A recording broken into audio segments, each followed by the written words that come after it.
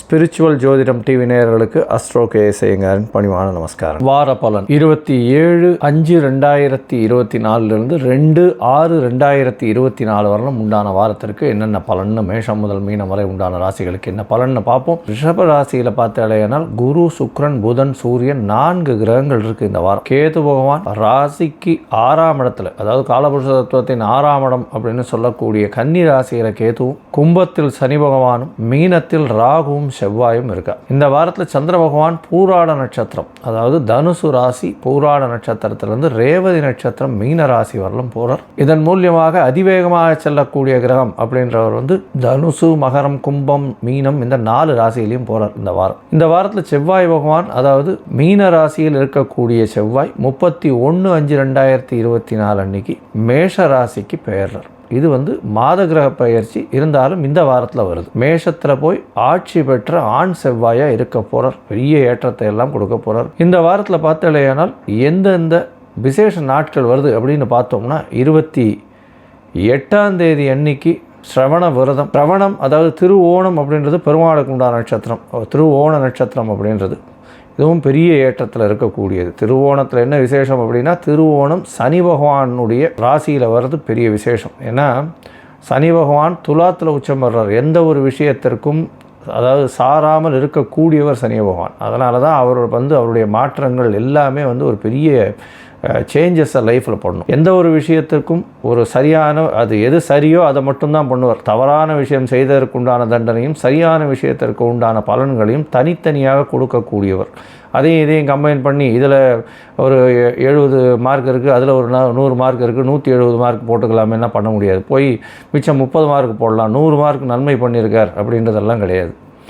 70 mark negative பண்ணியிருந்தீங்களே ஆனால், அதாவது தவறுகள் செய்திருந்தால் அந்த 70க்கு உண்டான தண்டனையும், 100% நீங்கள் நல்லது செஞ்சுருந்தீங்கன்னா அதற்கு உண்டான புண்ணிய கர்மாவுக்கு உண்டானதையும் செய்யக்கூடியவர் சனி. எந்த ஒரு விஷயத்திலும் வேறுபாடுகள் கொடுக்க மாட்டார். அந்த ராசியில் ஸ்ரவண நட்சத்திரம், திருவோண நட்சத்திரம் வர்றது பெரிய விசேஷம். இந்த வாரம் பார்த்தீங்களேனால் ஸ்ரவண நட்சத்திரம், திருவோணம் 28ஆம் தேதி ஸ்ரவண விரதம் இருப்பார். அதனால் ஸ்ரவண விரதம், அதாவது குழந்தை பிராப்தி இல்லாதவர்கள் ஸ்ரவண விரதம் இருக்கிறதும், கடன் அதிகமாக இருக்கிறவர்கள் ஸ்ரவண விரதம் இருக்கிறது பெரிய விசேஷம். இதன் மூலியமாக அவர்களுக்கு அடுத்த வருஷத்திலேயே இந்த கடன் தீர்றதும் குழந்தை பிராப்தி ஏற்படுறதும் நிச்சயமாக நடக்கும்.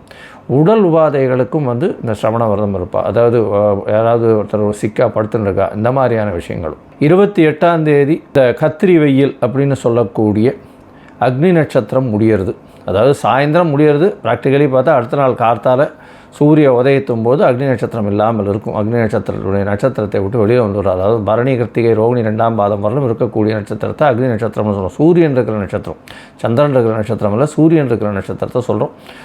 இந்த நட்சத்திரம் பிரகாரம் ரோகிணி 2ஆம் பாதத்தை தாண்டர், அதாவது சூரிய பகவான். இதன் மூலியமாக அக்னி நட்சத்திரம் காலகட்டம் முடியறது, அதீதமான வெயில் காலகட்டம் குறையிறது. 2/6/2024 அன்னைக்கு வைஷ்ணவ ஏகாதசி. இந்த வைஷ்ணவ ஏகாதசிக்கும் மிச்ச ஏகாதசிக்கும் என்ன வித்தியாசம்னா, வைஷ்ணவ ஏகாதசின்றது சூரிய உதயத்திலிருந்தே ஏகாதசி இருந்தால் மட்டும்தான் வைஷ்ணவ ஏகாதசின்னு எடுத்துக்கொள்ளப்படும். ஒரு நாழிகையோ அரை நாழிகையோ 10 வினாழிகையோ இந்த மாதிரி ஒரு தசமி சேர்ந்து இருந்துட்டேனால் அது வைஷ்ணவ ஏகாதசியாக எடுத்துக்கொள்ளப்படாது. சரி, இந்த வாரம் எந்தெந்த ராசிக்காரர்களுக்கு சந்திராஷ்டமம் அப்படின்னு பார்த்தோம்னா, ரிஷபம், மிதுனம், கடகம், சிம்மம் இந்த 4 ராசிக்காரர்களுக்கு சந்திராஷ்டமம். சந்திராஷ்டமத்தன்னைக்கு புதிய முயற்சி வேண்டாம், வெளியூர் வெளிமாநில பிரயாணம் வேண்டாம்னு சொல்கிறோம். ஒரு வேளை பண்ண வேண்டிய கட்டாயத்தில் இருந்தால் சந்திரனுக்கு உண்டான எளிய பரிகாரம் அப்படின்னு சொல்லக்கூடிய அருகில் இருக்கக்கூடிய கோவிலில் உங்களால் முடிஞ்ச அளவுக்கு பசும்பால் வாங்கி கொடுங்க.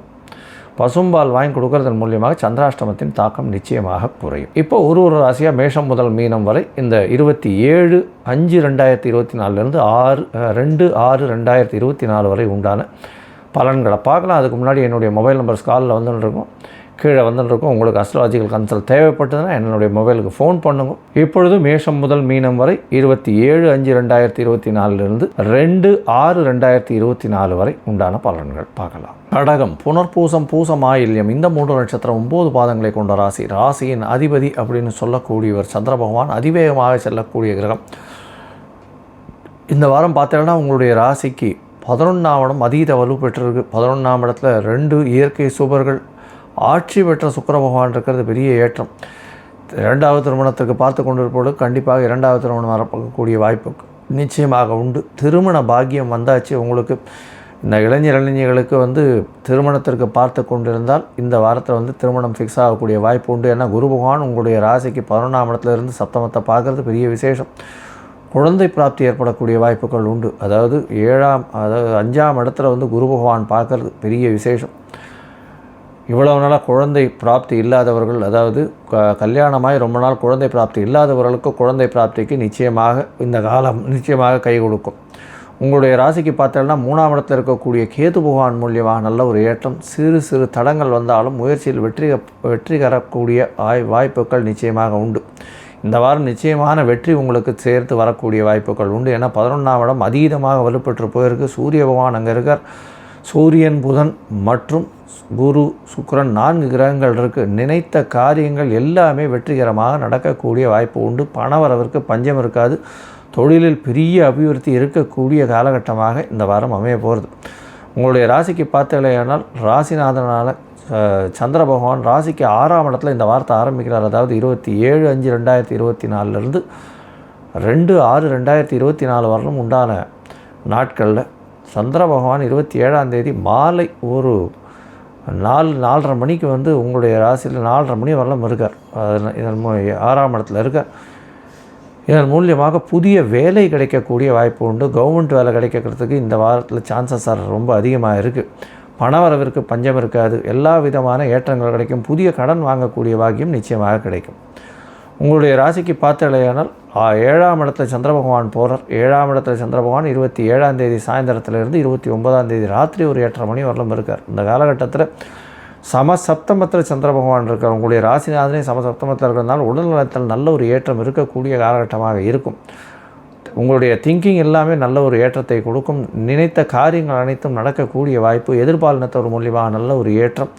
நண்பர்கள் மூலியமாக நல்ல ஒரு ஏற்றம் கிடைக்கும். அதை தவிர வந்து பார்ட்னர்ஷிப் பிஸ்னஸில் பெரிய ஏற்றம் கிடைக்கக்கூடிய காலகட்டமாக அமையப்போகிறது.